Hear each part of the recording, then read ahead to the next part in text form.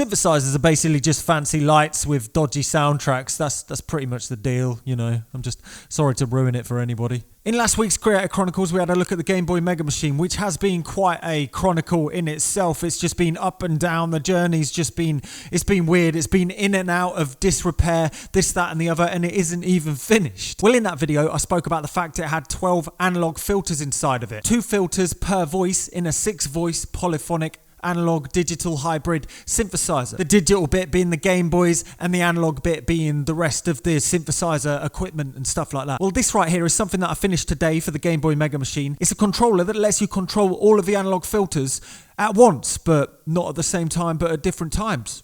It's called the Polyfilter controller, and it has 6 cards on the back. That's because this specific one controls 6 filters. It's got an envelope generator on this side with an attack, a decay, a sustain, a release, and a time length. It's based on the Electric Druid Envelope Gen 8C, and these knobs control all 6 of the separate envelope generators inside here at the same time, which means you can trigger the envelope generators at different times, but they all have the same settings because they're behind the same knobbly knobs. This rather large knob right here lets you control all of the 6 filters all at once, going big wow wow wow, and it means that you can mix these voltages together so you can control the filters at the same time but all at different times at the same time. I know this might not make sense at all, but I'm gonna persist anyway. So each of these cards at the back are designated to a certain row on the Gameboy MegaMachine, and this controls a filter on that row. It's got an envelope generator in it, and it's got 2 voltage controlled amplifiers. The voltage controlled amplifiers are for various functions like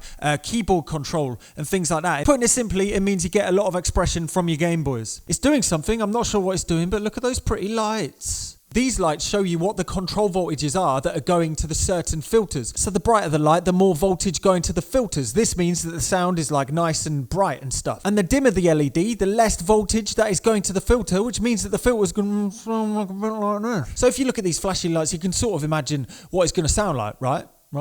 Yeah. I need to do a little bit more figuring out. As you can see, I put this knob on backwards. It gets brighter the wrong way. Oops. But then I'm going to put it inside the Gameboy MegaMachine and see what it sounds like, because I can't wait. It's been a year since I put the filters in. Now they're finally going to be able to be properly controlled.